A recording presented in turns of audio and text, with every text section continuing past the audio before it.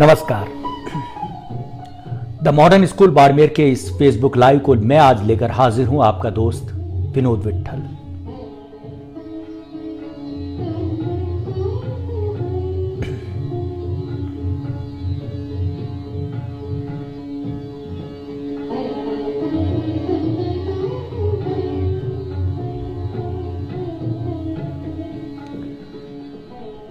कोई साथी बताएंगे कि मेरी आवाज आ रही है?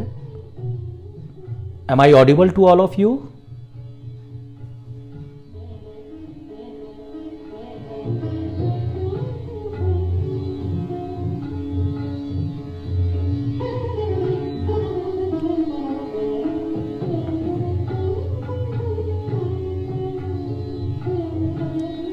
Can anybody can give feedback regarding voice quality?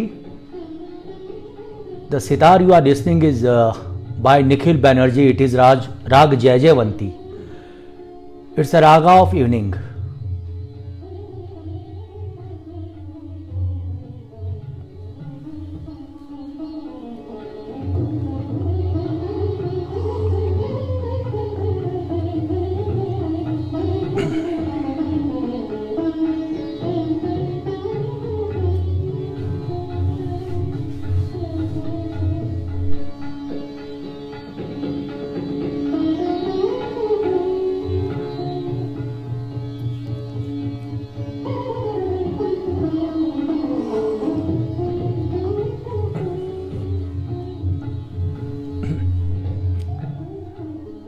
बिल्कुल मित्रों, बहुत सारे मित्र हमारे जुड़ गए हैं। जोशना बनर्जी अडवाणी मेरी प्रिय कवित्री जुड़ गई हैं। विजय राठौड़, माधव राठौड़, मेरे कवि मित्र दिनेश सिंदल जुड़ गए हैं। गणेश दत्त, सवाई परमार, डॉक्टर पल्लवी रेनाहते, आप सब जुड़ गए हैं। शुक्रिया जोशना, आप सबका स्वागत है। मित्रों, जब द मॉडर्न स्कूल की बात करता हूं तो मुझे बाड़मेर के मेरे वो 9.5 साल याद आते हैं जो मैंने नवनीत बख्शी पचौरी और मुकेश पचौरी की संगत में बिताए। बाड़मेर आज भी मेरे लिए किसी स्वप्न की तरह है, क्योंकि एक अर्बनाइज्ड आदमी के लिए एक ऐसे छोटे से शहर में रहना जो गांव भी नहीं है और शहर तो कतई नहीं है, ऐसी अनुभूति होती थी बाड़मेर में। और 9.5 साल नवनीत बख्शी पचौरी मेरी दोस्त, मेरी गार्जियन के तौर पर इन 9.5 साल न केवल मेरे साथ रही बल्कि मुझे उसने हमेशा संभाला भी। आज द मॉडर्न स्कूल के इस पेज पर नवनीत ने मुझे आपसे बात करने के लिए आदेश दिया है क्रिएटिविटी पर।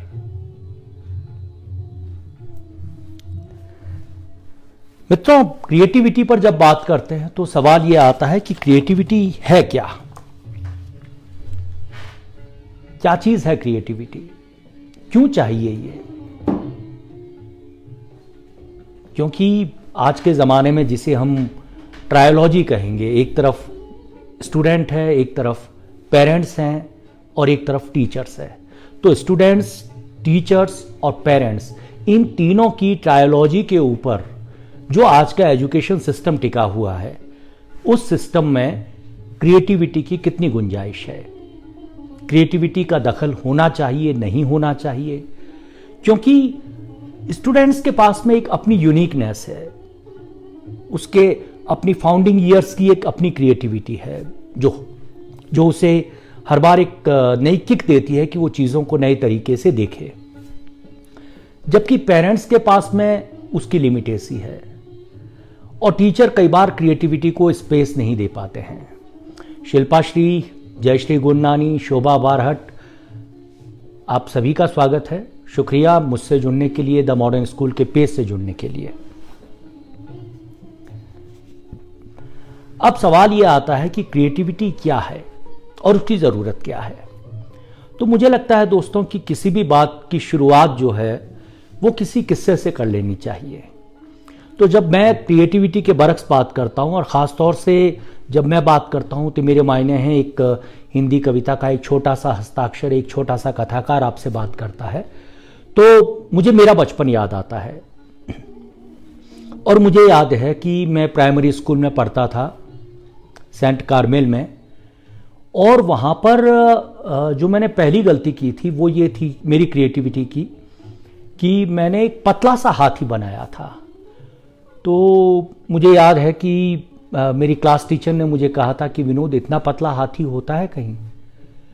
तो मैंने जवाब दिया था कि मेरे घर में सारे लोग मोटे हैं, तो ये मेरा इंडिविजुअल फ्रस्ट्रेशन है कि मैं चाहता हूं कि हाथी पतला होना चाहिए, क्योंकि मोटे आदमियों के दुख मुझे पता थे। इसी तरह से एक और गलती मैंने की थी कि मैंने एक कुत्ता बनाया था, शायद मैं 3rd में पढ़ रहा होऊंगा। उस कुत्ते के पंख थे, तो जब कुत्ते के पंख लगा के और मैं स्कूल में अगले दिन अपनी वो पेंटिंग चेक करवा रहा था मेरी आर्ट टीचर को, तो उसने मुझे टोका कि विनोद, क्यों होने चाहिए कुत्ते के पंख?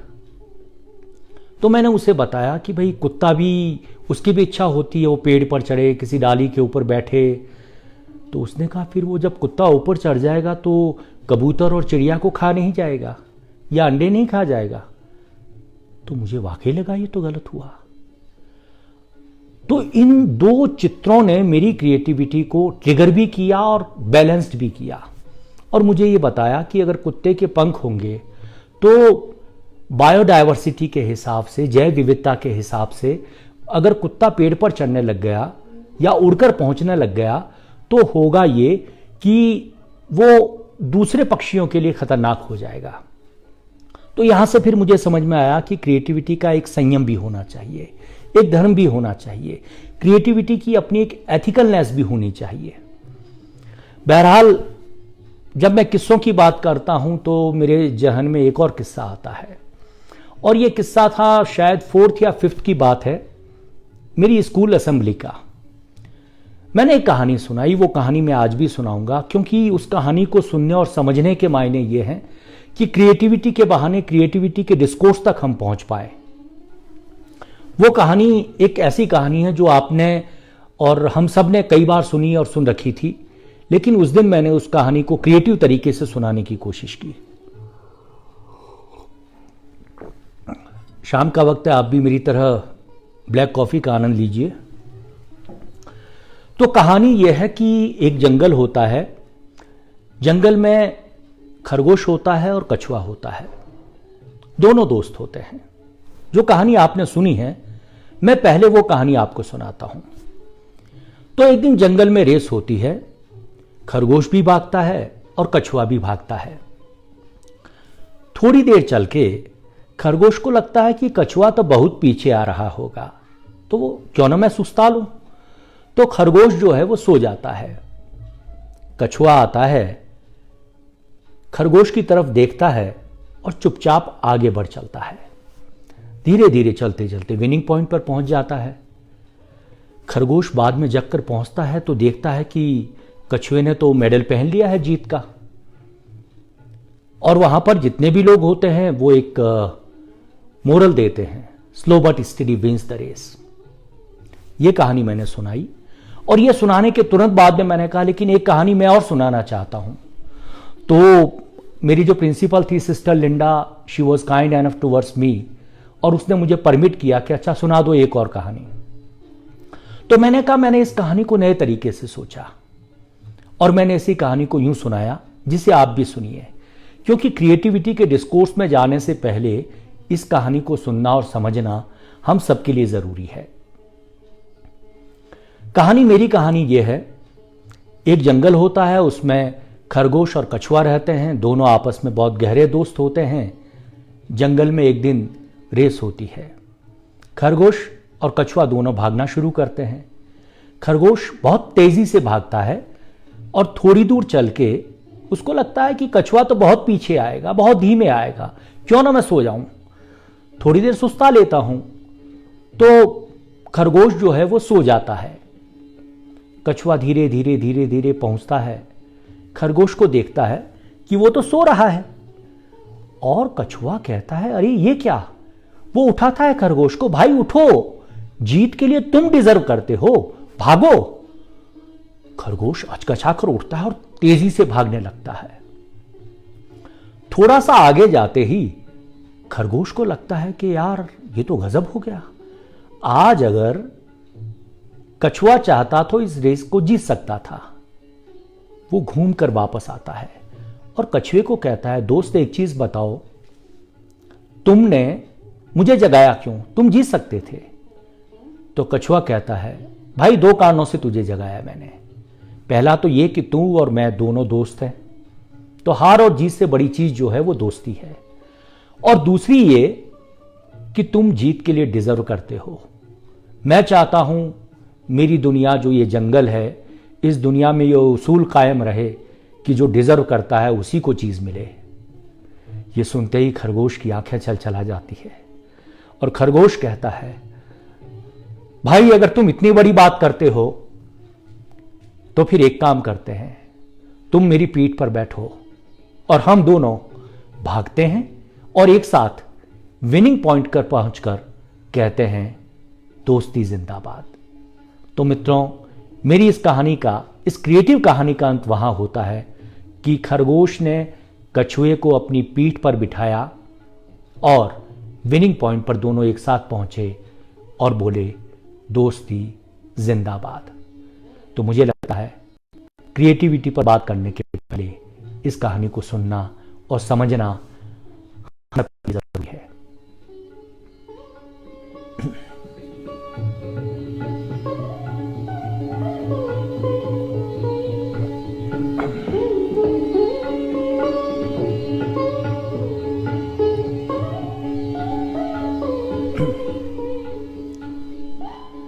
लेकिन मित्रों, मुझे लगता है अनुराग मल्होत्रा जी जुड़ गए हैं, हमारे बड़े भाई दिल्ली से सोना बेनीवाल जी जुड़ी हैं, लेकिन आरती शर्मा भी जुड़ गई हैं हमसे, उमा नधैक जी जुड़ी हैं शिमला से। मित्रों, इस कहानी को सुनाते सुनाते मुझे इस कहानी का एक और अंत समझ में आता है, और वो अंत ये हो सकता है कि ये दोनों अंत ना करें अपन, और ये हो जाए कि चूंकि उसमें नियम बहुत स्पष्ट नहीं थे रेस के, तो कछुआ जो है वो स्केटिंग शू के ऊपर दौड़ना शुरू करता है और जीत जाता है। तो कहीं ना कहीं जो है वो टेक्नोलॉजी की जीत जो है ये भी इस कहानी का हिस्सा हो सकती है। तो मित्रों, ये कहानी है क्रिएटिविटी की। अब हम इस पर आगे बात करते हैं। माफी चाहूंगा, गला बहुत खराब है तो मैं कॉफी पी पी कर बोलूंगा थोड़ा।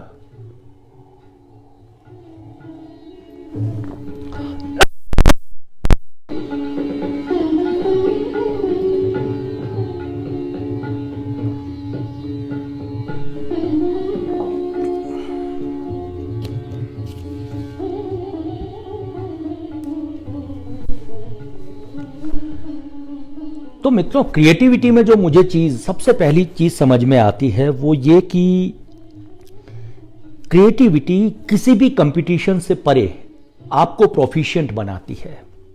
कैसे? वो ऐसे कि क्रिएटिविटी में आपका कंपटीशन जो है वो केवल अपने आप से होता है, किसी और से नहीं होता। जैसे मैं कविताएं लिखता हूं या कहानियां लिखता हूं, तो मेरी कविता का कंपटीशन किसी परसेंटाइल में, किसी न्यूमेरिक फॉर्म में किसी दूसरी कविता से नहीं हो सकता।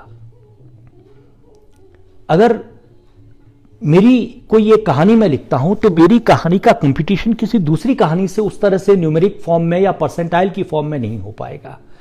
तो मुझे लगता है कि बच्चे को क्रिएटिव बनाने का मतलब यह है कि आप उसे केवल और केवल यह सिखा रहे हैं कि वो अपने आप से कंपीट करना सीखे। दूसरी चीज मुझे लगती है कि इट्स एन ओन एंकर, यानी अगर आप बच्चे को इतना स्पेस देते हैं कि वो क्रिएटिव हो जाए या अपनी क्रिएटिविटी को बिना किसी हेजिटेशन के सामने रख पाए, तो वो खुद एक एंकर बन जाता है अपने आप के लिए। और जिंदगी में इससे बड़ी कोई चीज हो नहीं सकती कि आप अपने लिए खुद एंकरिंग करें, क्योंकि अगर आप क्रिएटिव हैं तो आपको किसी दुनिया के किसी एंकर की जरूरत नहीं रहेगी, बस आप बोलेंगे और वो अपने आप में एक एंकरिंग होगी। तीसरी चीज जो मुझे लगता है कि क्रिएटिव बच्चा क्या करता है, अगर साइकोलॉजिकल एस्पेक्ट की मैं बात करूं, तो वो ये है कि क्रिएटिव बच्चा वॉरियर नहीं रहता है, चिंताग्रस्त नहीं रह सकता, वो वॉरियर में कन्वर्ट हो जाता है, यानी चिंता से एक योद्धा में बदल जाता है। वॉरियर से वो वॉरियर में बदल जाएगा। तो क्रिएटिविटी जो है उसका एक बड़ा फायदा ये भी है। सबसे बड़ी चीज जो मुझे लगती है कि अगर हम बच्चे को थोड़ा सा स्पेस देना शुरू करें और उसको ये सिखाएं कि भैया एक तो आप अपने आसपास की चीजों को ऑब्जर्व करो और दूसरा ये कि उसको शेयर करो। दरअसल हमारे पूरे एजुकेशन पैटर्न में ऑब्जर्वेंस को लेकर बहुत बड़ी चीज मिसिंग सी मुझे लगती है। हम बच्चों को आमतौर पे ऑब्जर्व करना नहीं सिखाते हैं।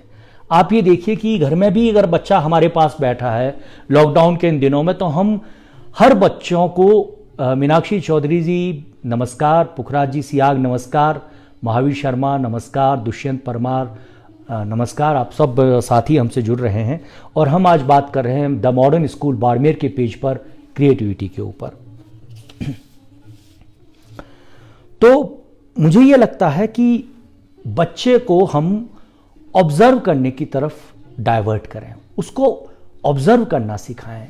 हमारा पूरा एजुकेशन सिस्टम जो है वो केवल पढ़ने, याद करने और कुछ हद तक समझने का स्पेस देता है, जबकि बच्चे को चाहिए ऑब्जर्व करने का एक स्टेटस।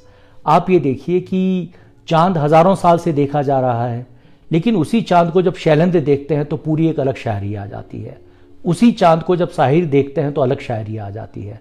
उसी चांद को जब अशोक आवारा देखते हैं तो कहते हैं कि चांद में देखी है शक्ल रोटी की, कौन कहता वो हमें प्यारा नहीं है। तो ऑब्जर्वेशन जो है वो क्रिएटिविटी की मुझे लगता है पहली शर्त है। मतलब अगर सोना बेनीवाल जो है वो भी सनराइज को, सनसेट को देखती है, किसी हवेली की किसी टूटी हुई खिड़की या गवाक्ष को देखती है, लेकिन उससे पहले हजारों लोगों ने उस टूटी हुई खिड़की को देखा है, उस कबाड़ में पड़े हुए स्कूटर को देखा है, उस बंद टॉकीज को देखा है। लेकिन जब सोना बेनीवाल का कैमरा उसी को देखता है तो वो जीवंत हो उठता है। तो ये हमारा ऑब्जर्वेशन है कि किस तरह से हम चीजों को ऑब्जर्व करते हैं, क्योंकि जब बच्चा डीपली ऑब्जर्व करेगा तब उसके पास में एक चीज आएगी जिसे हम कहते हैं आउट ऑफ बॉक्स थिंकिंग। वो बक्से के बाहर सोच पाएगा, जो डर रहा है उसके बाहर देख पाएगा। और इसीलिए आप देखिए कि खासतौर से फिनलैंड जैसे देशों के अगर एजुकेशन मॉडल की हम बात करें तो वहां पर तो वो बच्चों को एडमिशन ही ऑब्जर्वेंस के ऊपर देना सिखाते हैं कि आप ऑब्जर्व कीजिए, आप कैसे देख रहे हैं चीजों को। अगर आप चीजों को सही तरीके से देख रहे हैं, नए तरीके से देख रहे हैं, आपके देखने में एक समझना शामिल है, आपके देखने योग्य है। क्या बंद हो गया? माफ कीजिए दोस्तों, मुझे नहीं पता कि वीडियो इंटरप्शन के बाद में वापस शुरू हुआ या नहीं। आप दूसरे फोन पे देखेंगे। मित्रों बताएंगे कि वीडियो वापस कनेक्ट हो गया। कोई मित्र जो जुड़ा हुआ है वापस बताएगा कि कनेक्ट हो गया मैं, क्योंकि मेरे मोबाइल पे बता रहा है कि डिस्कनेक्ट हो गया है। ये वंदना बता रही हैं कि जुड़ चुका हूं मैं। अनुराग मल्होत्रा सर कह रहे हैं रिज्यूम्ड। ओके।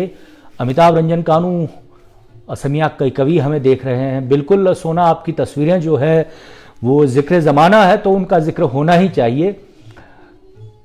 बिल्कुल मुकेश पचौरी भाई कह रहे हैं कि बिल्कुल शुरू हो गया है। तो मित्रों हम बात कर रहे हैं क्रिएटिविटी की। तीसरी चीज मुझे लगता है कि क्रिएटिविटी जो बच्चे को सिखाती है वो ये कि इट्स माय टर्न, ये मेरी बारी है। क्योंकि एग्जाम के लिए तो मुझे लगता है बच्चों को ये ठीक ठीक तरीके से समझना चाहिए कि जो एग्जाम है वो एक पर्टिकुलर पॉइंट के ऊपर आपकी प्रिपरेशन का इवोल्यूशन है, वो आप नहीं है। कोई भी एग्जाम एक पर्टिकुलर पॉइंट ऑफ टाइम के ऊपर आपकी परफॉर्मेंस का इवोल्यूशन है, पर्टिकुलर पॉइंट ऑफ टाइम के ऊपर। दैट इज नॉट यू, ये आप नहीं हैं। ऐसा नहीं है कि अगर आप 40 नंबर ला रहे हैं, 50 ला रहे हैं, 60 ला रहे हैं, 70 ला रहे हैं तो आप उतने ही होकर रहेंगे। बल्कि मुझे तो याद आता है एपीजे अब्दुल कलाम साहब का जीवन। एपीजे अब्दुल कलाम जो है वो पायलट बनना चाहते थे, लेकिन जिस परीक्षा में उन्हें पास होना था उसमें हो ना पाए। और बाद में क्या हुआ? बाद में जो हुआ वो है कि हिंदुस्तान की एटॉमिक हिस्ट्री के वो बहुत बड़े पुरोधा हुए, बाद में राष्ट्रपति तक पहुंचे। अगर एपीजे अब्दुल कलाम पायलट की उस परीक्षा में पास हो गए होते तो शायद ये महादेश परमाणु शक्ति से संपन्न नहीं हुआ होता। या अगर अमिताभ बच्चन कलकत्ता आकाशवाणी के ऑडिशन में फेल न हुए होते तो हिंदी सिनेमा को आवाज की दुनिया का इतना बेताज बादशाह, इतना बड़ा बादशाह कभी नहीं मिल पाता। तो मुझे लगता है कि क्रिएटिविटी की एक बहुत बड़ी खूबी जो है वो ये है कि ये हमेशा हर बार बच्चे को ये समझाती है कि इट्स माय टर्न, ये मेरी बारी है, और वो उसी कॉन्फिडेंस के साथ में उसको एक्सप्रेस भी करता है। लेकिन आमतौर पे मैं जब इस डायलॉजी पर बात करता हूं जिसमें स्टूडेंट्स हैं, टीचर्स हैं और पेरेंट्स हैं, तो सबसे पहले मैं जिम्मेदार मानता हूं पेरेंट्स को, क्योंकि अक्सर हम हमारे बच्चों को इस बात के लिए अलाउ नहीं करते कि वो क्रिएटिवली सोचें। और जब हम इस बात के लिए अलाउ नहीं करते तो होता क्या है, होता यह कि बच्चे की क्रिएटिविटी जो है वो धीरे धीरे उसके हाथ से छूट जाती है। आप सोचिए कि अगर मैं कुत्ते के पंख न बना लेता, अगर मैं मेरे बचपन में मेरी कल्पना के आकाश को पिंक कलर से पोर्ट्रेट नहीं करता, अगर मैं उस कहानी में हमेशा की तरह कछुए को जिता देता और खरगोश हार जाता और slow but steady wins the race का मोरल देता ही रहता, और मेरे घर वाले अगर मुझे इस बात के लिए परमिट नहीं करते, तो मुझे लगता है कि जो क्रिएटिविटी मेरे अंदर है वो कभी पैदा ही नहीं होती। तो क्रिएटिविटी हमेशा ये कहती है कि आप अपने आप को स्पेस दो, ऑब्जर्व कीजिए, बच्चे को छूट दीजिए, उसे एक्सप्रेस कीजिए। क्योंकि हम आगे इसमें यह भी बात करेंगे कि क्रिएटिविटी जो है ये बच्चे की परफॉर्मेंस को ओवरऑल कैसे प्रभावित करती है। मित्रों, बिल्कुल एक पाठक ने बहुत अच्छा सजेशन भी दिया है। मैं चाहूँगा कि मैं इस सेशन को जो है इंटरेक्टिव बनाऊं, बल्कि मुझे तो मज़ा इसी में आता है कि हम इंटरेक्टिव सेशन इसे बना लें। अगर आपके सवाल है क्रिएटिविटी को लेकर, क्रिएटिविटी और स्टूडेंट्स को लेकर, क्रिएटिविटी और टीचर्स को लेकर, क्रिएटिविटी और पेरेंट्स को लेकर, तो आप मुझसे पूछिए, हम उस पर आपस में बात करते हैं। मैं चाहूँगा कि आप सवाल पूछेंगे तो सवालों पर हम बात करते रहेंगे। अब सवाल यह है कि जब हम बच्चे की क्रिएटिविटी की बात करते हैं तो मेरा उसमें सीधा ताल्लुक है कि जो हमारे फाउंडेशन ईयर्स होते हैं, यानी शुरू के 10-15 साल, 15 साल तक को आप शामिल कर लीजिए फाउंडेशन ईयर्स में, उसके अंदर अगर क्रिएटिव स्पेस दिया गया तो बच्चा जो है वो पूरी अपने पूरे निखार के साथ समाज के सामने आएगा। पाब्लो पिकासो तो कहते भी थे कि वर्ल्ड का, दुनिया का हर बच्चा जो है एक कलाकार होता है। हर बच्चा अपनी पैदाइश के साथ में एक कलाकार पैदा होता है। ये निर्भर दुनिया पर करता है कि वो उसे कितना कलाकार उसके बड़े होने के साथ साथ रख पाती है। हम यही करते हैं कि उसको जैसे जैसे बड़ा करते हैं उसके भीतर के कलाकार को मारते चलते हैं, और शायद यहीं आकर क्रिएटिविटी की तमाम स्कूल जो है वो बंद हो जाती है। अब सवाल यह है कि क्रिएटिविटी है क्या? ऑब्जर्वेंस, शेयरिंग, कम्युनिकेशन, एक्सप्रेशन, और उसके साथ मुझे ये लगता है कि कनेक्टिंग द थिंग्स, चीजों को जोड़ने की कला जो है वो क्रिएटिविटी है। मैं एक हिंदी के बहुत बड़े कवि हुए हैं शलभ श्रीराम सिंह, उनकी एक कविता सुनाता हूं। 3 पंक्ति की कविता है, लेकिन इतनी बड़ी कविता है कि आपको लगेगा कि इससे बड़ी कोई कविता हो नहीं सकती। कविता है, बच्चा सोता है हिलाने से राजा जगता है। बच्चा सोता है हिलाने से राजा जगता है। यानी कम शब्दों में अपनी बात कह पाने का हुनर। हिलाने से बच्चा तो सो जाएगा, लेकिन जब आप राजा को हिलाओगे तो राजा जगेगा। तो ये जो कनेक्टिंग द डॉट्स है, ये क्रिएटिविटी की एक बड़ी शर्त है, और हम इस लॉकडाउन के दिनों में इसे बहुत अच्छे तरीके से अपने बच्चों में डेवलप कर सकते हैं।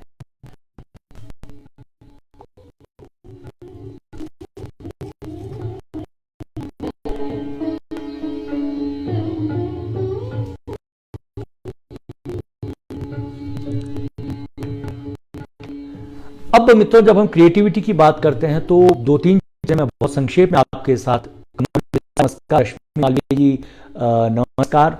हम क्रिएटिविटी की जब बात करते हैं तो मुझे ये लगता है कि इन दिनों में, जबकि लॉकडाउन के दिन चल रहे हैं और बच्चा आपके पास है, तो आप बच्चे को क्रिएटिव किस तरह से बना सकते हैं? आप क्या कभी कोशिश करते हैं?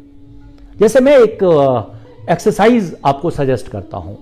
अगर आप पिता हैं तो आप अपने बच्चे को कहें कि बेटा, मान लीजिए अगले 15 दिन लॉकडाउन रहता है या 20 दिन रहता है, या अगले 1 महीने बाद अगर स्कूल रिज्यूम होता है, तो हम एक काम करते हैं, ये तुम्हें कॉपी देता हूं, ये पेन देता हूं, तुम्हें रोज पिता को लेकर एक पेज लिखना है, पिता को लेकर। तो आप देखिए बच्चा क्या करेगा।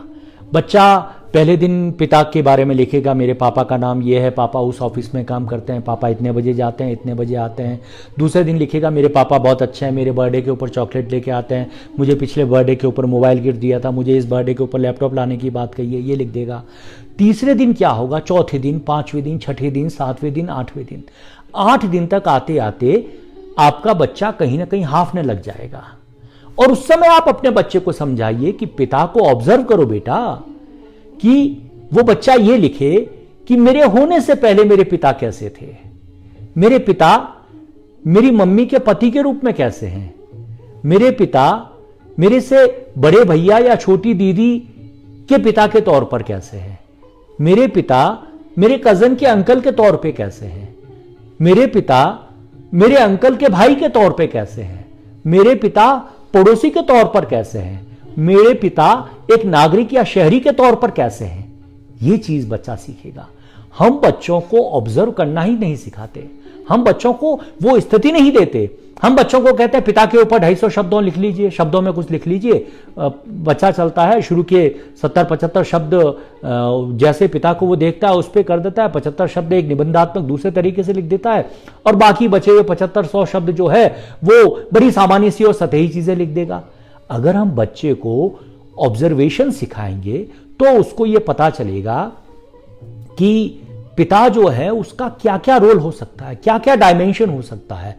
और जब बच्चा अपने पिता पर लिखेगा तब वो पिता में अपने द्वारा चाहे गए करेक्शंस भी लिख सकता है कि मुझे पिता से, अगर मैं पिता का पिता होता तो मैं इसी तरीके से पिता बनने की कोशिश करता। तो मुझे ये लगता है कि ये एक्सरसाइज लॉकडाउन के दिनों में पिताओं को, पेरेंट्स को घर में जो अपने बच्चों के साथ है उन्हें इस तरह की करवानी चाहिए। इससे 2 चीजें होगी। एक तो बच्चा परिस्थिति में अलग अलग तरीके से देखना सीखेगा, उसके ऑब्जर्वेंस का जो होराइजन है वो और व्यापक हो जाएगा, वो चीजों को नए तरीके से देखना सीखेगा। आज मैं आपको बताता हूं, मैं खुद एक इंडस्ट्री में काम करता हूं।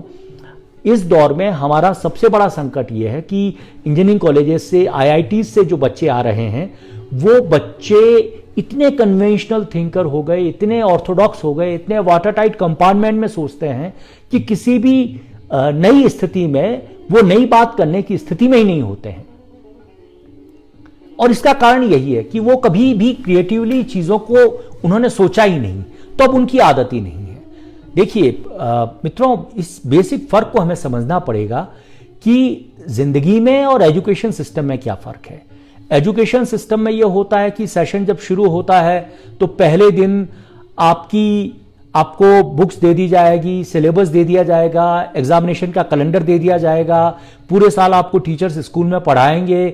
उसके बाद में उस दी हुई किताबों, पढ़ाए हुए ज्ञान के ऊपर आपकी परीक्षा होती है। उसके बाद में आपको अंक तालिका मिलती है, रिजल्ट मिलता है आपको एग्जाम के बाद में। लेकिन जिंदगी इसका ठीक उलट करती है।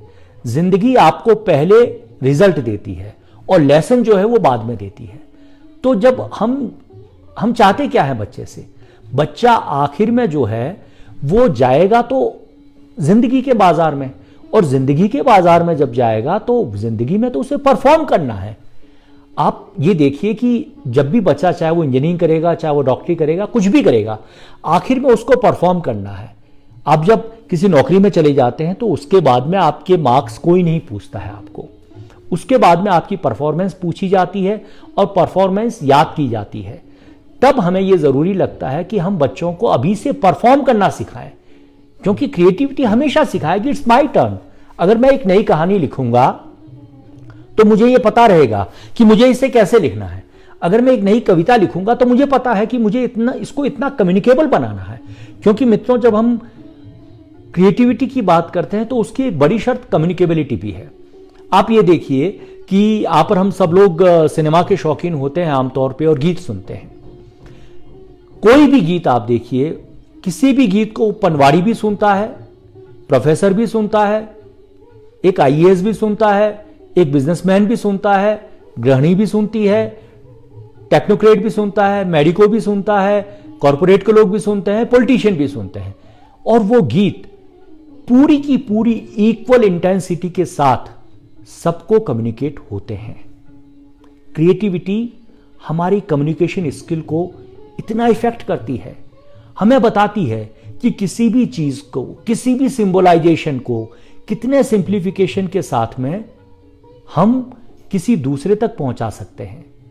और इसके उदाहरण हम देखते हैं कि दुनिया में जितने भी बड़े कम्युनिकेटर हुए हैं, वे बड़े कम्युनिकेटर सारे केवल और केवल एक अच्छे कम्युनिकेशन के जरिए अपने आप को एस्टेब्लिश कर पाया है।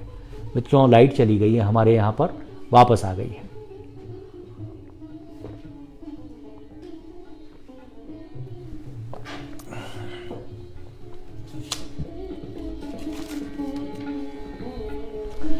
अब मित्रों, मैं आपको क्रिएटिविटी पर ही बात करता हूं और अब मैं बात करता हूं कुछ ऐसी चीज़ों के हवाले से जो टीचर्स, चूंकि नवनीत ने कहा है कि आज जो मेरी ऑडियंस है उसमें तीनों शामिल हैं, बच्चे भी शामिल हैं, पेरेंट्स भी शामिल हैं और टीचर्स भी शामिल हैं। तो अब टीचर्स के हवाले से बात शुरू करूंगा और आज मैं बात करूंगा मेरी पसंदीदा 2 किताबों की तरफ। पहली किताब है जो ये बताती है कि एक टीचर को क्या करना चाहिए, एक टीचर की क्रिएटिविटी किस में है। तो इस किताब का नाम मैं आपको बाद में बताऊंगा और इस किताब में जो होता है वो मैं आपको पहले बताता हूं। सेकंड वर्ल्ड वॉर खत्म हुआ है, जापान को तबाह किया गया है अमेरिका के द्वारा और रेल के जले हुए डिब्बे में एक स्कूल चलती है। उस स्कूल के प्रिंसिपल है कोबायाशी। उस स्कूल में आसपास के कुछ बच्चे आते हैं और बच्चे वे हैं जिन्हें जापान की अच्छी स्कूलों में एडमिशन नहीं मिला है। कोबायाशी क्या करते हैं? अब आप सोचिए, सेकंड वर्ल्ड वॉर में रेल के जले हुए डिब्बे में अपनी स्कूल चलाने वाला वो जिद्दी टीचर कोबायाशी कितने कम संसाधनों के साथ जापान के आने वाले भविष्य को बनाने की तैयारी में लगा है। एक दिन कोबायाशी के पास एक माता पिता एक बच्ची को लेकर आते हैं और कहते हैं, कोबायाशी, ये बच्ची आपके पास छोड़ के जाना चाहते हैं। कोबायाशी कहते हैं, ऐसा क्यों? आपके शहर में तो अच्छी अच्छी स्कूल है, फिर आप इसे मेरे स्कूल में क्यों भर्ती करना चाहते हैं? तो वो अभिभावक कहते हैं कि ये बहुत बोलती है और इतना बोलती है कि इसको कई कई स्कूलों ने निकाल दिया अपने यहां से कि इतने वाचाल बच्चे हमारी स्कूल में नहीं चलेंगे। कोबायाशी उस बच्ची को अपनी स्कूल में दाखिला देते हैं। रेल के जले डिब्बों में चलने वाली इस स्कूल के प्रिंसिपल कोबायाशी उस बच्ची से बातें शुरू करते हैं। उसे पढ़ाते नहीं हैं, उसे प्रकृति की तरफ ले जाते हैं, फूलों के पास, कीट पतंगों के पास, भंवरों के पास, मधुमक्खियों के पास, तितलियों के पास। और वो लड़की तितलियों से बात करती है, भंवरों से बात करती है, पेड़ों से बात करती है, फूलों से बात करती है और उनके किस्से और कहानियां बना बनाकर कोबायाशी को सुनाती है। कहानी में मोड़ तब आता है जब 1979 में वो लड़की अचानक इस किताब को प्रकाशित करती है, जिस किताब का नाम है तोत्तो चान। तात्सुको कुरोयानागी जापान की जानी मानी टीवी एंकर और अभिनेत्री, उसने अपने गुरु कोबायाशी को श्रद्धांजलि स्वरूप ये किताब लिखी और उसके बाद में ही 1982 के बाद में लगातार यूनाइटेड नेशंस ने वर्ल्ड लेवल के ऊपर जो शिक्षा का सबसे बड़ा अवार्ड डिक्लेयर किया वो कोबायाशी अवार्ड है, जो शिक्षा के क्षेत्र में उल्लेखनीय नवाचार, एक्सीलेंट इनोवेशन के लिए दिया जाता है। तो आप देखिए कोबायाशी पूरी जिंदगी क्या करते रहे, वो बच्चे को पहचानते थे कि बच्चे के अपने भीतर की क्रिएटिविटी क्या है, उसका अपना पैशन क्या है। चूंकि तात्सुको कुरोयानागी का पैशन वाचालता थी, बोलना था, तो उन्होंने तात्सुको को इस तरह से विकसित किया कि तात्सुको एक अभिनेत्री, एक मॉडल के तौर पर प्रतिष्ठित हो गई और तात्सुको दुनिया में यह मानी गई कि उसके मुकाबले जापानीज टीवी की बहुत अच्छी एंकर कोई बनी ही नहीं। जापान की फिल्मों में उसने काम किया। तो मुझे यह लगता है कि कहीं ना कहीं एक अच्छा टीचर जो है वो क्या कर सकता है। तात्सुको कुरोयानागी का भविष्य अगर उसे कोबायाशी नहीं मिलते तो क्या होता हम समझ सकते हैं। वो अभिभावकों की एक अप्रिय बेटी होकर रह जाती, किसी बोसीदा पति की पत्नी होकर रह जाती, किसी बच्चों की चिड़चिड़ी मां होकर रह जाती, लेकिन उसको एक टेलीविजन एंकर और एक अभिनेत्री में कन्वर्ट कोबायाशी ने किया। अपने बच्चे के पैशन को, अपने बच्चे की उस एक्सक्लूसिवनेस, अपने बच्चे की उस यूनिकनेस को पहचानिए और उसे ग्रो कीजिए। ये क्रिएटिविटी है। टीचर की क्रिएटिविटी ये नहीं है कि वो अपने ज्ञान को अलग अलग तरीके से अभिधा में और लक्षणा में व्यंजित करता रहे, ये नहीं है। एक टीचर की अभिव्यक्ति, एक टीचर की क्रिएटिविटी यही है कि वो अपने स्टूडेंट का जो बेस्ट है उसे किस तरह से निकाल पाता है और उसे समाज को लौटा पाता है। एक और किताब जो मेरी पसंदीदा किताब है, और पहली किताब मैं बता चुका, तोत्तो-चान आप लोगों को पढ़नी चाहिए। तात्सुको कुरोयानागी इसकी लेखक है, हिंदी में आ चुकी है, अंग्रेजी में है, जापानीज में है, दुनिया भर की लगभग 50 से अधिक भाषाओं में इसके ट्रांसलेशन उपलब्ध है। इसे जरूर पढ़िएगा आप। और दूसरी चीज जो दूसरी किताब है उसके बारे में थोड़ी सी बात जरूर करना चाहूंगा, क्योंकि इसका भी वास्ता क्रिएटिविटी से है। यह एक ऐसा स्कूल था इटली के किसी छोटे से गांव में, और उस जगह को कहते थे बारबियाना प्रोविंस। बारबियाना में क्या होता था कि वहां पर भी यही खेल था कि जिन बच्चों को इटली के दूसरे स्कूलों में एडमिशन नहीं मिलता था, वे दूसरे तमाम इलीट स्कूल्स से भगाए गए या उपेक्षित छोड़ दिए गए बच्चे बारबियाना में भर्ती होते थे। बारबियाना एक्सपेरिमेंट को लेकर भी वही हुआ। बरसों बाद इसके ऊपर एक जब किताब आई तब दुनिया को पता चला कि यह प्रयोग इतने सालों से चल रहा था। एक पॉइंट ऑफ टाइम पर बारबियाना में 18 बच्चे थे, और 18 के 18 बेहद बदमाश बच्चे, ऐसे बच्चे जो दूसरी स्कूलों में प्रवेश तक नहीं पा सके। कुछ ने प्रवेश पा लिया तो उनको बाद में निकाल दिया गया क्योंकि वे बेहद बदमाश थे। तो बारबियाना के बच्चे क्या करते थे, वहां जो उनके फादर थे वो उन बच्चों को अलग अलग तरीके से उन टैलेंट को अलग अलग तरीके से शार्प करते थे, उनको मांझते थे। और उन्होंने उनकी क्रिएटिविटी को पहचानने के बाद में यह किया कि उन बच्चों को जो विकसित किया, और उस प्रयोग का परिणाम क्या रहा। उन प्रयोगों का परिणाम यह रहा कि जब इसका पहला संस्करण आया पुस्तक का, बारबियाना के प्रयोगों का, तो यह पता चला कि इनमें से 6 लोग तो वो हैं जिन्होंने ओलंपिक में पदक जीते हैं। लगभग 6 लोग ऐसे थे जो इटली और जर्मनी की बड़ी कंपनियों के सीईओज हो गए थे। 3 लोग राजनीति में चले गए थे। 5 लोग जो थे वो अपने अपने कारोबार के साथ में बहुत प्रतिष्ठित हो गए थे, और 2 लोग वर्ल्ड क्लास के फुटबॉलर हो गए। जब ये किताब जब एक स्मरण स्वरूप छापी गई, तब बारबियाना का प्रयोग जब दुनिया के सामने आया, तब यह पता चला कि किसी भी बच्चे की क्रिएटिविटी को अगर हम एक्सपोज कर पाते हैं, अगर हम उसको डेवलप कर पाते हैं, तो हम किसी अर्थ में गहरी और सच्चे अर्थ में रियल टीचिंग कर पाते हैं। तो बारबियाना का जो प्रयोग है वो भी ऐसा ही प्रयोग है। जब प्रयोगों की बात चल रही है मित्रों, तो मुझे दिल्ली का प्रयोग भी याद आता है, जो अभी हाल में मनीष सिसोदिया ने दिल्ली की सरकारी स्कूलों में चलाया।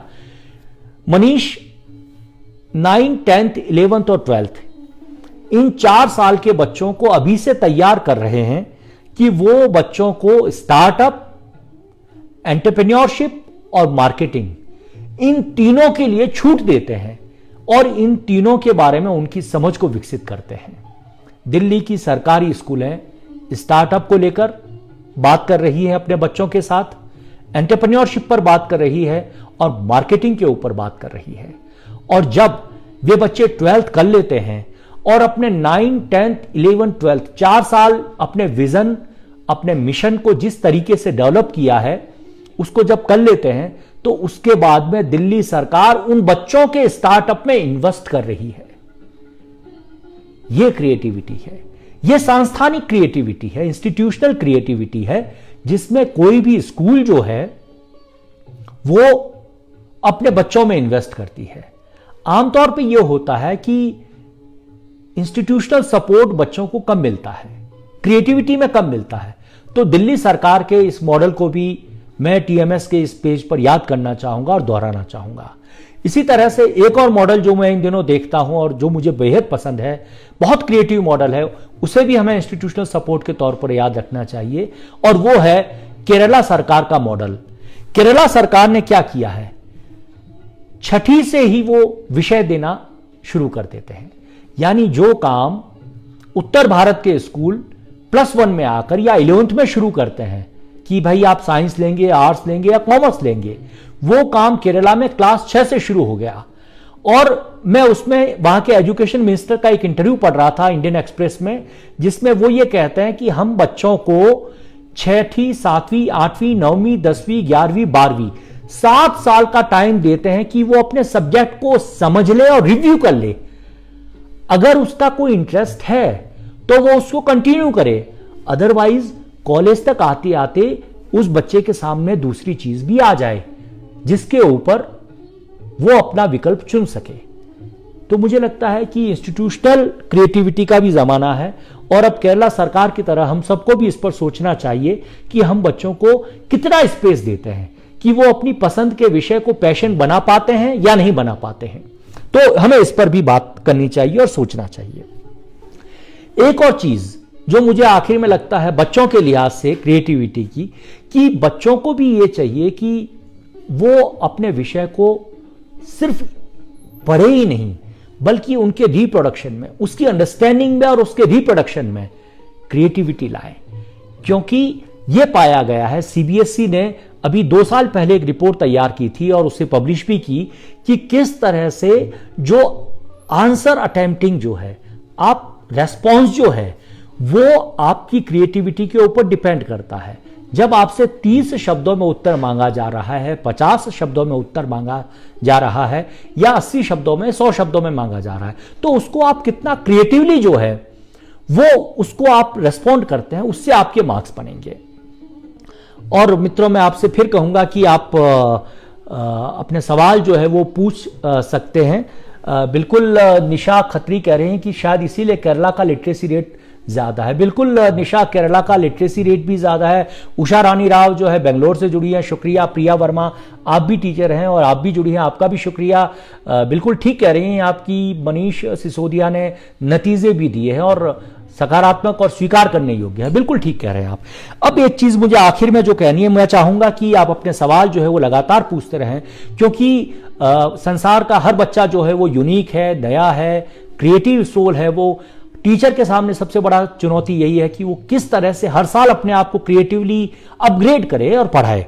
तो एक जो चीज मैं और कह रहा था इन लॉकडाउन के दिनों में, कि जब आप सब, चूंकि टीचर्स भी इन दिनों में लॉकडाउन में एक अलग तरह के नए टीचर के तौर पे रूपांतरित हुए हैं, खुद को, अपने आप को ट्रांसफॉर्म किया है उन्होंने, तो अब आप जिस डिजिटल मीडियम से अपने बच्चों तक पहुंच रहे हैं, खासतौर से मोबाइल के जरिए पढ़ा रहे हैं, जिसके लिए आप पहले तैयार नहीं थे, तो आपकी जिम्मेदारी यह है कि आप बच्चों को पढ़ाते समय यह सोचें कि हम किस तरह से हमारे विषय की समझ को क्रिएटिवली डेवलप कर सकते हैं।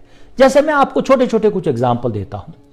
अगर आप हिस्ट्री की टीचर हैं तो आप ये देखिए कि अकबर ने हिंदू स्त्रियों से शादी, तो कितना क्रिएटिवली बच्चा ग्रास्प कर सकता है। एक व्याख्या तो यह है कि अकबर ने हिंदू स्त्रियों से शादी की, यानी अकबर सेक्युलर था। वो चाहता था कि जब मैं किसी हिंदू स्त्री से विवाह करूंगा तो दूसरे धर्म के प्रति मेरा रिस्पेक्ट, मेरा सम्मान बढ़ेगा, मैं ज्यादा सेंसिबल, अकाउंटेबल और लवेबल हो जाऊंगा दूसरे धर्म के लिए। क्योंकि अकबर को पता था कि मैं एक ऐसे देश का बादशाह हूं जिसमें मेजोरिटी दूसरे रिलीजन की है। अगर इसी चीज को अगर नेगेटिवली बच्चे को अगर आप कन्विंस करेंगे कि इसका मतलब यह है कि अकबर चूंकि बादशाह था और वह हिंदू स्त्रियों के साथ जबरन विवाह कर सकता था, तो बच्चे की विवेक पे बहुत सारी चीजें छोड़ी जानी चाहिए। अगर आप ज्योग्राफी पढ़ा रही हैं तो ये बताइए कि geography is the mother of all inventions. अगर दुनिया की मैपिंग नहीं हुई होती तो विज्ञान के आविष्कार, भाषा के आविष्कार, प्रकाशन तकनीक के आविष्कार, किताबें, ये एक जगह से दूसरी जगह तक जा ही नहीं पाती। और दुनिया जितनी विकसित, जितनी ग्लोबल आज हो चली है उतनी ग्लोबल कभी हो ही नहीं पाती। यानी बच्चों को हम क्रिएटिवली दिखाएं।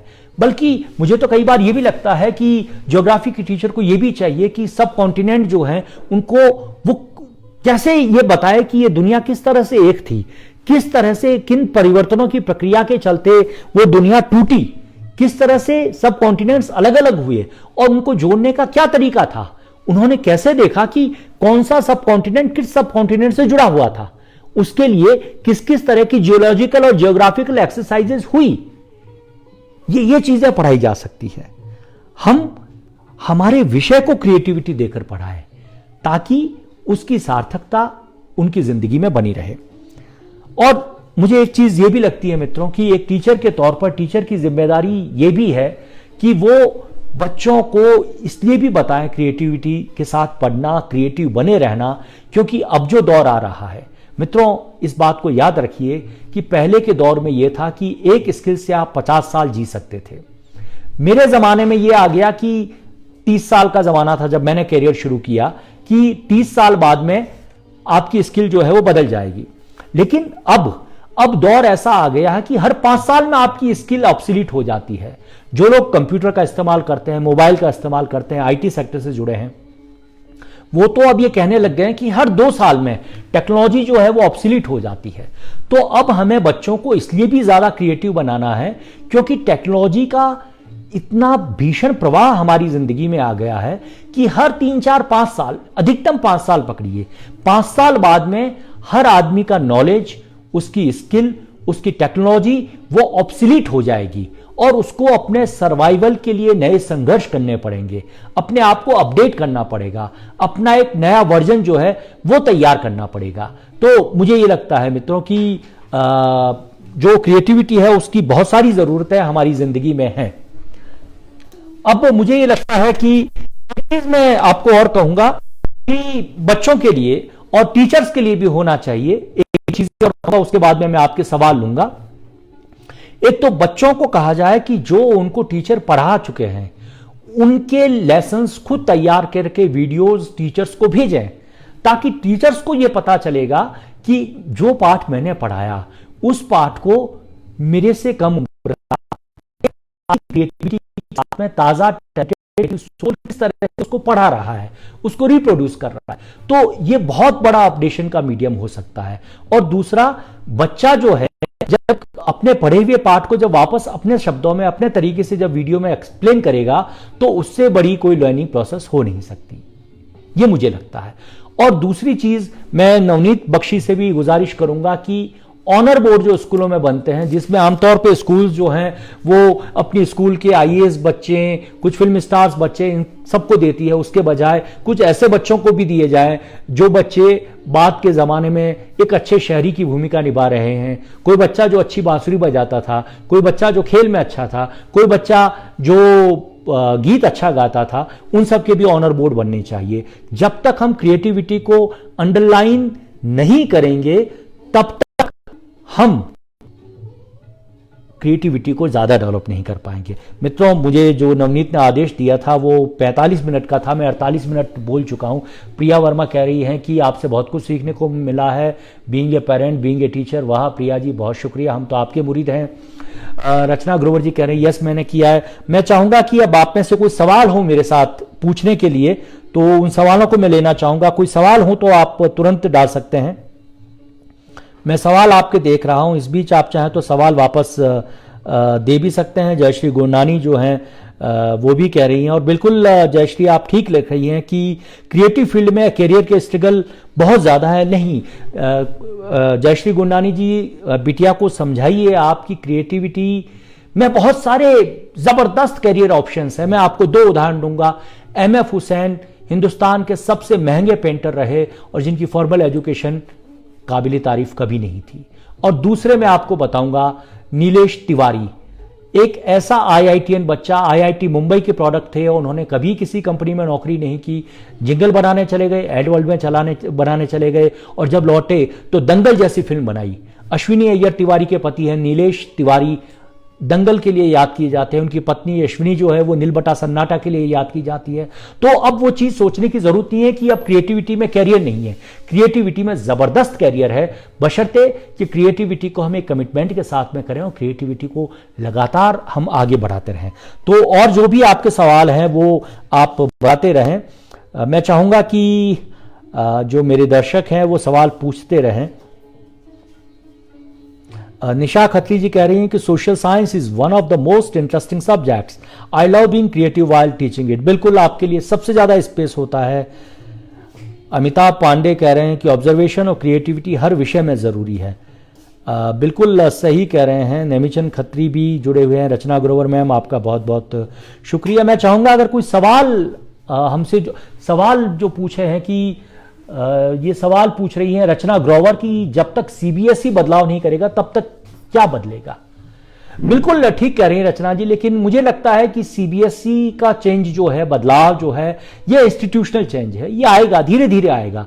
लेकिन अभी जो हम बात कर रहे हैं, अभी मैं उस तिपाये की, उस टायोलॉजी की बात कर रहा हूं, उस तिपाये की बात कर रहा हूं जो 3 चीजों पर टिका है, स्टूडेंट्स, टीचर्स और पेरेंट्स। ये तीनों मिलाकर एजुकेशन के संसार को अपने तरीके से पालते हैं, पोषते हैं और विकसित करते हैं। तो मुझे लगता है कि सीबीएसई का इंतजार हम ना भी करें, और अगर हम तीनों आपस में, क्योंकि शिक्षा के 3 ही बड़े पक्षकार हैं, अगर तीनों मिलकर अगर कोशिश करेंगे तो निश्चित रूप से कुछ न कुछ जो है वो बदलाव आएगा। निशा खत्री जी कह रहे हैं कि इसीलिए केरल की लिटरेसी रेट ज्यादा है। बिल्कुल हो सकती हैं। और मैं चाहूंगा कि और कोई सवाल अगर किसी के पास में है। निशा खत्री पूछ रही है कि बच्चों को मेडिकल और इंजीनियरिंग के अलावा करियर के लिए कैसे प्रेरित करें। बिल्कुल निशा जी, इसका सबसे पहला तो मुझे लगता है कि बच्चे के भीतर के पैशन को तलाशा जाए। यानी जिस जापानीज एंकर और एक्ट्रेस तात्सुको कुरोयानागी की बात मैं तोतो चान किताब के हवाले से कर रहा था, तो उसमें कोबायाशी ने आइडेंटिफाई कर लिया कि एक वाचाल लड़की है, बहुत बोलती है, उसको लगातार बोलना अच्छा लगता है, उसको लगातार बोलना अच्छा लगता है, तो इससे जुड़ा हुआ क्या प्रोफेशन हो सकता है। तो इसलिए उन्होंने उसको तैयारी ऐसा किया कि वो एक टेलीविजन एंकर के तौर पे अपने आप को विकसित कर पाई। तो मुझे लगता है कि बच्चे के पैशन को पहचाना जाए। हम क्या करते हैं कि हमारी बची हुई जिंदगी, हमारी बची हुई कुंठाएं, हमारे अधूरे छूट गए ख्वाब बच्चे में डाल देते हैं। भाई मैं कलेक्टर नहीं बन पाया लेकिन मैं चाहूंगा कि मेरी बेटी कलेक्टर बन जाए, मैं डॉक्टर नहीं बन पाया मैं चाहूंगा मेरी बेटी डॉक्टर बन जाए, मैं इंजीनियर नहीं बन पाया मैं चाहूंगा मेरी बेटी इंजीनियर बन जाए। ये करना बंद करें। हम अलग थे, हमारा बच्चा अलग है। ईश्वर ने हमारे बाद में हमारे बच्चे को धरती पे इसीलिए भेजा है क्योंकि उसे लगता है कि एक नई प्रतिभा की जरूरत है दुनिया को। तो उस नई प्रतिभा को अपनी प्रतिभा के साथ दुनिया में आने और पनपने का अवसर हमें देना चाहिए। अगर नहीं देंगे तो ये ईश्वरीय सत्ता के खिलाफ हमारी बगावत होगी।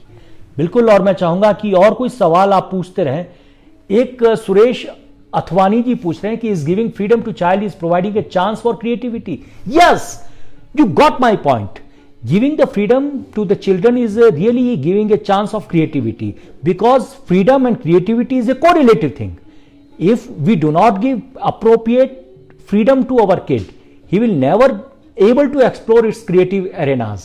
So if you wish to illustrate, if you wish to underline, if you wish to develop the creativity of your kid, you have to give the appropriate freedom. It is the essence of my this talk. प्रिया वर्मा कहती हैं कि बस्ते का बोझ कम होने की जरूरत नहीं लगती आपको। प्रिया वर्मा, अगेन ये एक इंस्टीट्यूशनल क्वेश्चन है। बस्ते का बोझ तो होना ही नहीं चाहिए। और मैं जहां रहता हूं किन्नौर में, प्रिया आपको बताऊं, यहां पर एक सरकारी स्कूल है 5वीं तक का, बैगलेक्स स्कूल है। उसने सरकार ने, हिमाचल सरकार ने कोशिश शुरू की है। किन्नौर में एक जगह है कल्पा, वहां पर ये स्कूल है और वहां पर कोई भी बच्चा 5वीं तक बैग लेकर स्कूल नहीं आता है। तो उम्मीद करेंगे कि वो मॉडल कैसा होगा। किसी दिन मैं उस मॉडल के ऊपर भी फेसबुक लाइव करूंगा और उसकी प्रिंसिपल जो है उसके साथ करूंगा। बिल्कुल। और कोई सवाल हो। अविना कल्ला पूछ रही है, creativity leads to developing questioning, reasoning and logical skills as well, so do think we as a society are giving, मैं इसे खोल नहीं पा रहा हूं, such support to children in home, school and society. Very correct, Avina, since you are the partner of one great artist, Amit Kalla, so you yourself knowing this answer very well. We are not giving appropriate opportunity to the children, neither at home nor at school, and not at all in the society. Rather, I should say, society is a catalyst, is a compressive catalyst that always gives a predetermined target to the every student. आप देखिए कि किसी भी समाज के किसी कार्यक्रम में जाते हैं, मैरिज फंक्शन में जाते हैं, बर्थडे में जाते हैं, जो भी अंकल आंटीज आते हैं, बच्चे को ढीठ की तरह पूछते हैं, तुम भी पापा की तरह इंजीनियर बनोगे, तुम्हें भी ये बनना है, तुम्हें भी वो बनना है। और आप देखिए कि मैं खुद 50 साल का हो गया, मुझे आज तक एक भी पेरेंट ऐसा नहीं मिला जो ये कहता हो कि मेरा बच्चा पेंटिंग में जाना चाहता है, मेरा बच्चा सितार बजाना चाहता है, मेरा बच्चा केवल कविताएं लिखना चाहता है, और हम इसको उसी तरह से विकसित करेंगे। निश्चित रूप से अविना कल्ला, हम कलाओं से भागने वाले एक ऐसे समाज हैं जो कलाप्रिय बच्चों को, या कि यूं कहें कि कलाओं को प्रॉपर स्पेसिंग देते नहीं हैं, और फिर कहते हैं कि हमारे यहां बड़े कलाकार होते नहीं हैं। ठीक कह रही हैं आप। एक सवाल पूछा है हिमांश मेहता ने, क्या 4 दीवारों के अंदर लाइक एक रूम के अंदर ही रहकर बहुत कम बाहर जाता हूं, वो बच्चे वो अपने रूम में ही, मैं नहीं पढ़ पा रहा हूं इसको, रहकर क्रिएटिविटी में डेवलप कर सकते हैं क्या? क्यों नहीं कर सकते? आप देखिए कि क्रिएटिविटी के लिए बड़े घर, बड़े बंगले और इन सब की जरूरत नहीं है। क्रिएटिविटी का मतलब यह है कि बच्चे के अंदर क्रिएटिविटी कैसी है। अगर बच्चे के हाथ में आपने मोबाइल दे दिया तो उसको यह समझ में आया कि मोबाइल का और क्या इस्तेमाल हो सकता है। वो जितने मोबाइल का इस्तेमाल करेगा उतना ही वो ज्यादा सीखेगा, जितने तरीके से करेगा। विष्णु छंगाणी, ये भी प्रिंसिपल हैं, शिक्षा से जुड़े हैं, मेरे दोस्त हैं पोखरण में। ये कहते हैं कि ग्रामीण भारत के बच्चों हेतु कुछ संदेश। मुझे लगता है ग्रामीण भारत के बच्चों के लिए तो संदेश यही है कि गांव प्रकृति की गोद में हैं आप लोग, और अपने आसपास के परिवेश को ऑब्जर्व कीजिए। आपको शहर जाने की और शहर भागने की कतई ज़रूरत नहीं है। अब इतनी तकनीकें आ गई है कि ज्ञान आपके द्वार पर केवल एक क्लिक की दूरी के ऊपर है, उसे क्लिक करते ही आपको सारी चीज़ें मिलेगी। गांव में रहिए, ऑब्जर्व कीजिए इस देश को, इस महादेश को, इसकी अर्थव्यवस्था को, इसके जीवन धंधों को, इसके रोजगार को समझिए। और जब समझ लेंगे आप तो निश्चित रूप से आप नेशनल एक ऐसी विजडम के साथ में देश के सामने आएंगे कि लोग आपको अप्रिशिएट करेंगे। निधि भटनागर पूछती हैं कि छोटे बच्चों को क्रिएटिविटी के बारे में कैसे समझाएं। बिल्कुल, छोटे बच्चों को क्रिएटिविटी वही, आप उन्हें स्केच बुक दे दीजिए, आप उन्हें 4 तरह की मिट्टी दे दीजिए, आप उन्हें कलर्ड क्ले दे दीजिए, कुछ भी करें। वो दिक्कत क्या होती है कि बच्चों के सामने आप बच्चों को बताइए कि हम एक कैट बना रहे हैं, क्या कैट के हम विंग्स लगा सकते हैं? क्या बिल्ली कोई पंख वाली हो सकती है? या कुत्ते के हम क्या सींग लगा सकते हैं? बच्चों को स्पेस देंगे तब ये पता चलेगा कि बच्चे जो हैं वो कितना क्रिएटिवली। तो छोटे बच्चों के लिए मुझे लगता है उनको पूरी छूट दे दीजिए। मुझे याद है कि मेरी बेटी जिस स्कूल में जाती थी वहां वीक्स होते थे, कलर्स के वीक होते थे, यानी एक रंग के प्रति बच्चे को सेंसिबल बनाने के लिए 1 सप्ताह तक उसी का चलता था कलर। तो ये हो सकता है। और देखता हूं कि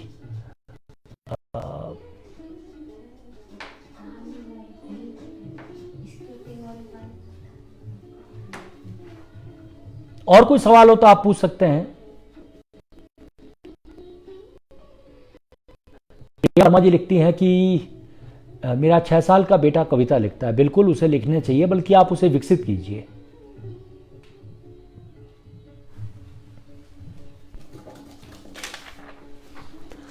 तो मित्रों, मुझे लगता है सवाल भी हो गए, काफी बात भी हो गई आपसे, और अब मुझे ये लगता है कि क्रिएटिविटी को लेकर नैरेटिव जो है, एक नेगेटिव नैरेटिव हमारी सोसाइटी में है कि क्रिएटिव लोग किसी काम के नहीं होते, की सिक्योरिटी ने। तो मैं आपको 2 बड़े उदाहरण दे चुका हूं, MF हुसैन साहब का दे चुका हूं, नीलेश तिवारी जी का दे चुका हूं। किसी कंपनी की नौकरी नहीं की। तो हमें जरूरत है कि एक नैरेटिव चेंज करें, हम क्रिएटिविटी को लेकर नैरेटिव चेंज करें। टीचर्स को नैरेटिव चेंज करने की जरूरत है, पेरेंट्स को नैरेटिव चेंज करने की जरूरत है, सोसाइटी को नैरेटिव चेंज करने की जरूरत है। कुछ ऐसी कहानियां बनाने की जरूरत है, कुछ ऐसे लेसन्स बनाए जाने चाहिए एक स्पेस देते हो, जो बच्चे से हाँ या ना में ABCD की ऑप्शन देके ऑब्जेक्टिव टाइप उत्तर ना मांगे, सोसाइटी भी ना करे, बल्कि सोसाइटी अपनी यूनिट्स की यूनिकनेस को अप्रिशिएट करे। तो क्रिएटिविटी जो है, मनुष्य एकमात्र ऐसा प्राणी है जो सबसे सकता है,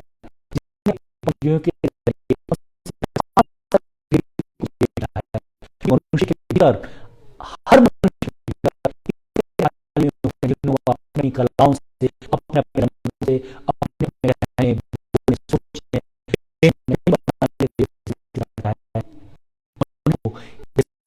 करते रहते हैं। आपने मुझे बहुत प्यार से सुना, इन सबके लिए आपका शुक्रिया। द मॉडर्न स्कूल अड्डे का शुक्रिया, नवनीत का शुक्रिया। क्रिएटिव बने रहिए, क्रिएटिवली सोचिए, बच्चे को क्रिएटिव बनाइए। ये जिम्मेदारी बच्चे की अपनी खुद की भी है।